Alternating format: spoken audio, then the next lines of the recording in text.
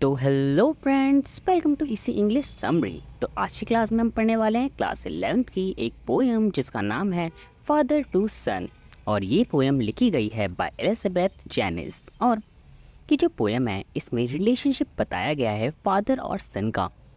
और जैसा कि आप लोग जानते हैं कि आजकल की जनरेशन में फादर और सन की ज़्यादातर बनती नहीं है, क्योंकि जो फादर की थिंकिंग और सन की थिंकिंग होती है इसमें काफ़ी ज़्यादा डिफरेंस आजकल देखने को मिलता है। तो इसकी वजह से जो फादर और सन का रिलेशन है वो काफ़ी चेंज हो गया है आज के टाइम पर। तो बिना टाइम को वेस्ट किए इस चैप्टर को स्टार्ट करते हैं और जानते हैं कि आखिर इस चैप्टर में हमारे पोएट ने हमें क्या बताया है। I do not understand this child through we are live together now in the same house for years. मतलब कि इस पोएम में जो फादर हैं वो कह रहे हैं कि माना कि हम लोग काफ़ी साल से एक ही घर में रह रहे हैं, लेकिन मैं इस बच्चे को बिल्कुल भी नहीं समझता।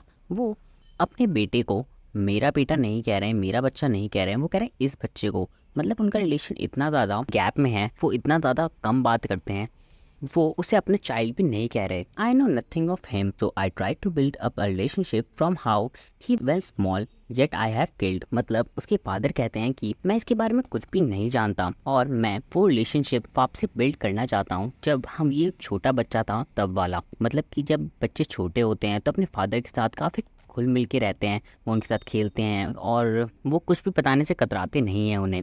और वो कहते हैं कि मैंने उस रिलेशनशिप को कहीं ना कहीं मार दिया है और मैं उसे वापस रिबिल्ड करना चाहता हूँ। द सीड आई स्पेंड और sown it where the land is his and none of mine. वो कहते हैं कि जो बीज मैंने बोया है वो लैंड जो है वो इसकी है, उस पर मेरा कोई भी हक नहीं है। ये क्या करता है, क्या करना चाहता है, उसमें कुछ भी मुझे नहीं पता और ये मुझे कुछ भी नहीं बताता। We speak like strangers. There is no sign of understanding in the air. This child is built of my designs, yet what he loves cannot share. मतलब वो कहते हैं कि हम बात भी स्ट्रेंजर्स की तरह करते हैं, हमारी जो अंडरस्टैंडिंग है उसकी कोई भी साइन नहीं है, हम एक दूसरे को बिल्कुल भी नहीं समझते। लेकिन ये जो बच्चा है ये बिल्कुल मेरे डिज़ाइन का है, मतलब कि ये मेरे पे ही गया है, इसके बोलने का तरीका, इसके चलने का तरीका और बाकी सब भी बिल्कुल मेरी तरह है, लेकिन हम फिर भी स्ट्रेंजर्स की तरह बिहेव करते हैं। Silence surrounds us, I would have prodigal returning to his father's the home he knew. वो कहते हैं कि जब भी हम साथ में होते हैं तो साइलेंस जो है वो हमें सराउंड कर लेता है, मतलब कि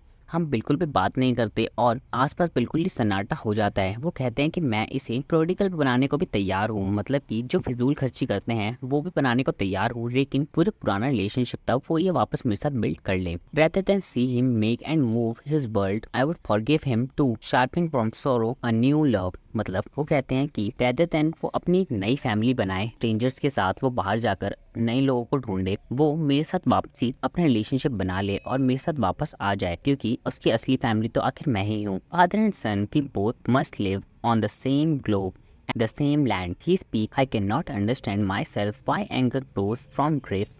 We each put out an empty hand longing for something to forgive। मतलब वो कहते हैं कि ये जो फादर और सन है हम दोनों, कि हम लोग एक ही ग्लोब पर रहते हैं, हम सेम लैंड पर रहते हैं। ये कहता है कि मैं समझ नहीं पा रहा खुद को, मेरा जो ये एंगर और ये जो अफसोस है, ग्रिफ है, कि इतना ज़्यादा बढ़ कैसे गया। वो कहते हैं कि वो जो फादर है वो कहते हैं कि मैं अपना हाथ आगे बढ़ाता हूँ अपने बेटे के पास कि वो मुझसे फिर से हाथ मिला ले और फिर से हम फ्रेंड्स बन जाएं, और मैं उससे बस माफ़ी मांगना चाहता हूँ कि वो मुझे बस माफ़ी दे दे। तो इस चैप्टर में फादर और सन का रिलेशनशिप बताया गया है कि बढ़ती हुई एज के साथ जो रिलेशनशिप होता है फादर और सन का वो कैसे चेंज हो जाता है।